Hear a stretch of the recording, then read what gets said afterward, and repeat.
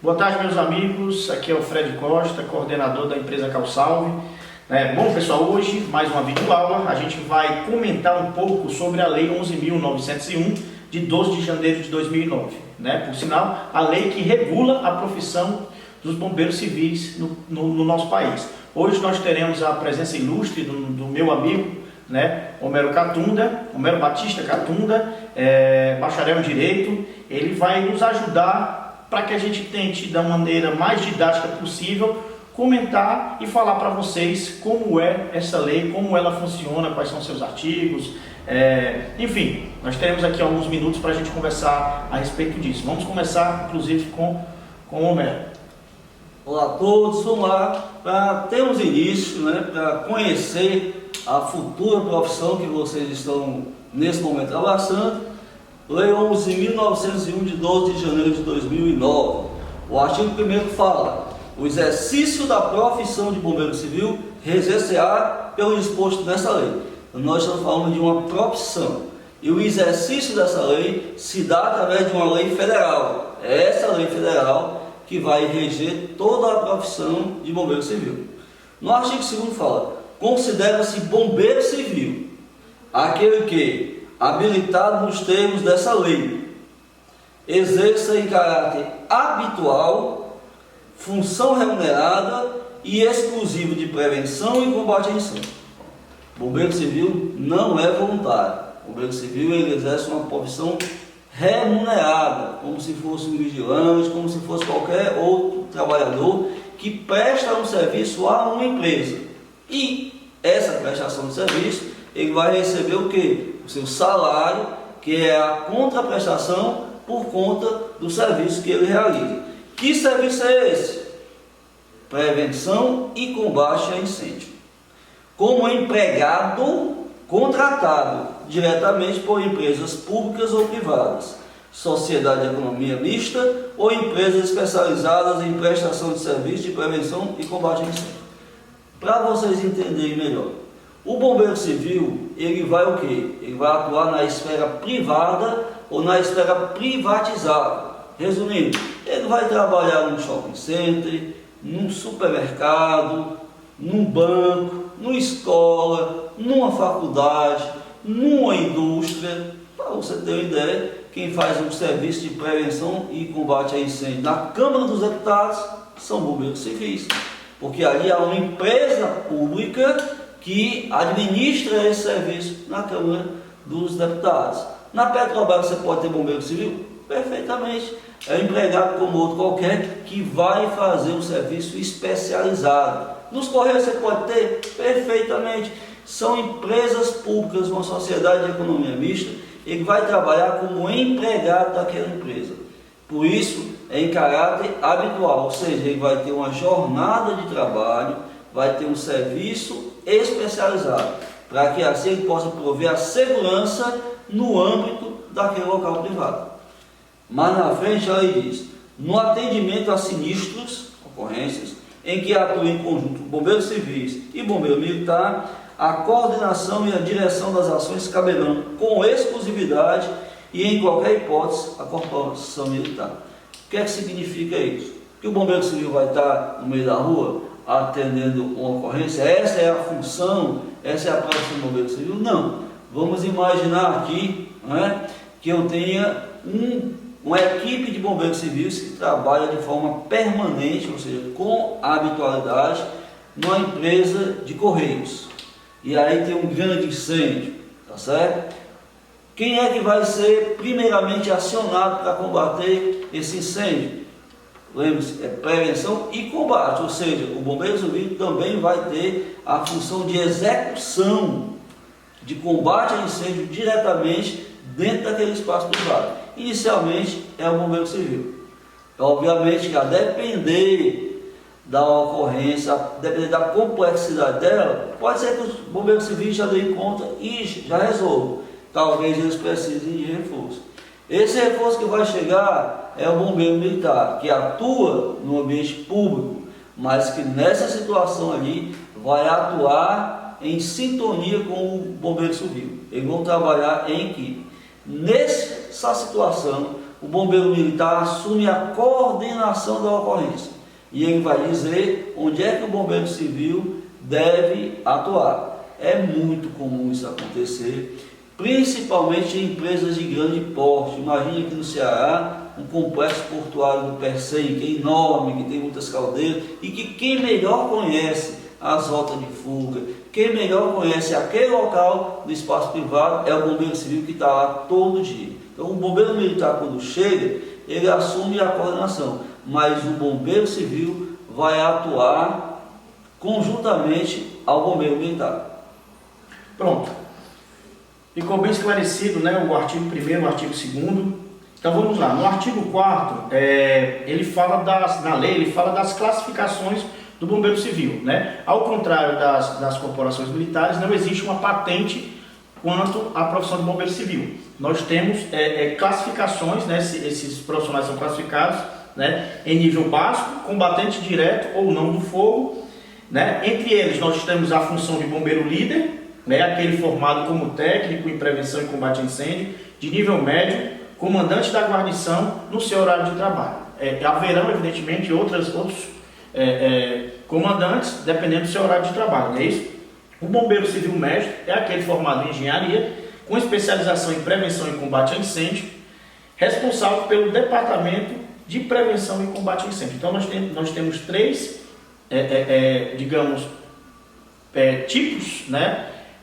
Três modalidades, não seria nem essa palavra, seriam três funções, né, que pode ser exercido, né, que é a de bombeiro civil, nível básico, bombeiro civil líder e o bombeiro civil mestre. Então são essas três funções, né, são as três posições que o bombeiro civil ele pode galgar dentro da sua carreira, tá bom? Isso o artigo 4º. Temos o artigo 5º, né? O artigo 5º ele fala da jornada de trabalho. Então, na própria lei federal, ele já deixa claro qual é a jornada de trabalho do bombeiro civil. Ele trabalha 12 horas, né, ininterruptas, né? E folga 36 horas. Ou seja, ele trabalha 12 horas e folga 36 horas. Um total de 36 horas semanais trabalhadas. Ou seja, ele trabalha um dia sim, um dia não. Um dia sim, um dia não. Para ficar bem mais claro para você. Tá bom? No artigo 6º ele vai falar de alguns direitos do bombeiro civil. Ele fala uniforme especial a expensas do empregador, ou seja, não é o bombeiro civil que vai comprar o seu equipamento, porque o uniforme é também um equipamento de proteção individual. O próprio empregador, a própria empresa para a qual o bombeiro civil trabalha, é quem vai fornecer esse uniforme. Seguro de vida estipulado pelo empregador. É óbvio que o bombeiro civil também exerce uma profissão de risco. Então, há necessidade do seguro em qualquer situação. Adicional de periculosidade de 30% do salário mensal, sem o acréscimo resultante de gratificações, prêmios ou participações nos lucros da empresa. Vamos entender isso aqui, tá certo? Na composição do salário, o bombeiro civil, vamos supor aqui que ele receba salário base R$300 e ele receba mais algumas gratificações que somatizem aí R$1.500, tá certo? Esses 30% vão incidir em cima dos 1.500 ou em cima dos 300? Vai incidir em cima dos 300, que é o salário base. Então, é por isso que ele diz 30% em cima do salário mensal, sem nenhum outro acréscimo. O direito à reciclagem periódica, importantíssimo, em qualquer profissão e principalmente nas profissões que têm uma determinada quantidade de risco, que se tenha sempre a reciclagem. Imagine se trabalhar como bombeiro civil numa grande indústria, onde tem maquinário pesado e onde as condições de segurança elas têm que ser levadas ao extremo. Mais uma vez eu digo que nesse caso sim é necessário a reciclagem periódica. E mais alguma coisa que talvez não tenha ficado claro. Eu disse inicialmente que o bombeiro civil também poderia atuar no espaço privatizado. O que viria a ser isso? Vamos supor que eu tenho uma rodovia que ela é pública. E num determinado momento o Estado resolva privatizar essa rodovia. Isso acontece muito no Paraná, em Santa Catarina, no Rio Grande do Sul, um eixo lá de São Paulo, de Minas Gerais, do Rio de Janeiro, tá certo?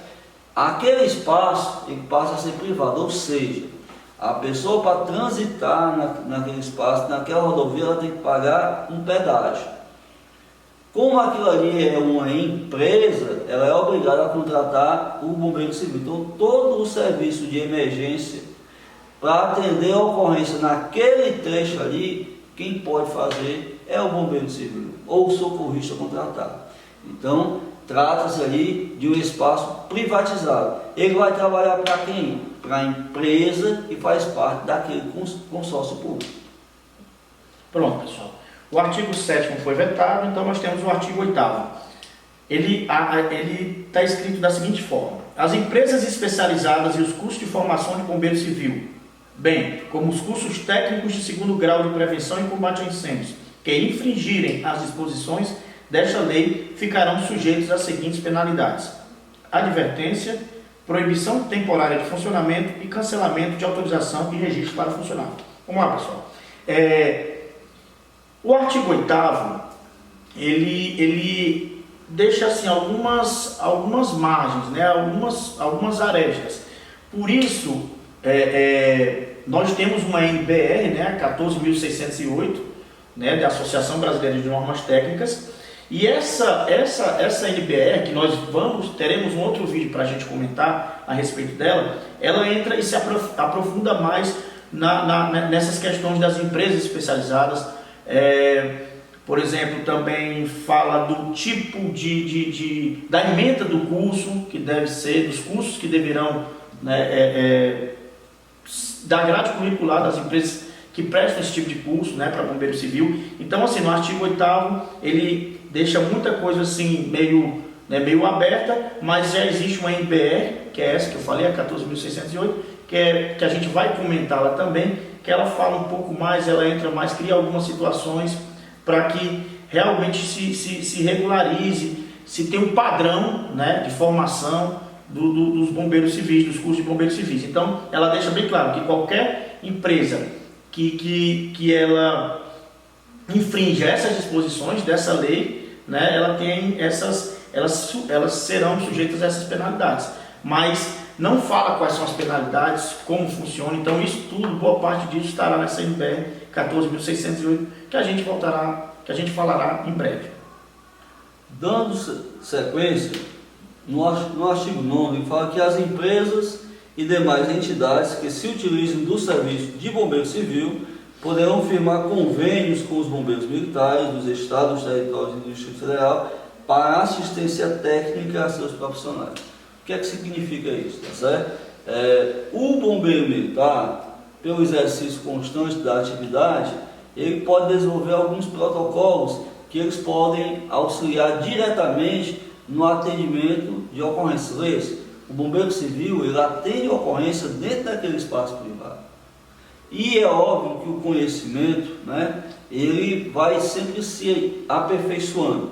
Então, é perfeitamente possível que uma empresa ela firme um convênio com os corpos de bombeiros militares para que possa haver um intercâmbio de informações e assim todos possam ganhar. Por que eu estou dizendo isso?